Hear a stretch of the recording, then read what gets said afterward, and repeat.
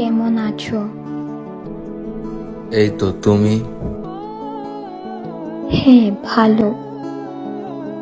হঠাৎ এতদিন পর?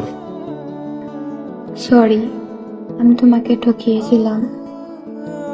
তুমি আমাকে না, নিজেকে ঠকিয়েছো। কিভাবে বুঝবো? যেই দিন অন্য কেউ তোমাকে বলবে সরি, আমি তোমাকে ঠকিয়েছিলাম।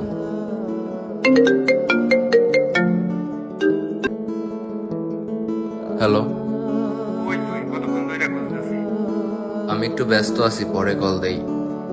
ওকে।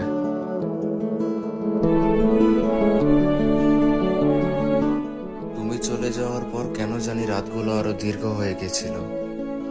এতটা পরিবারের বাহানা দিতে যে আমি ভুলেই যেতাম আমারও পরিবার ছিল। আজীবন তুমি আমার মনেই থাকবে, কিন্তু অন্য কারো ভাগ্যে। কারণ তুমি আমাকে ঠকাওনি, তুমি ঠকিয়েছো নিজেকে, এবং আমি হেরে গেছি বিশ্বাসের কাছে। সবকিছু শেষে একটাই চাওয়া, তুমি ভালো থাকো।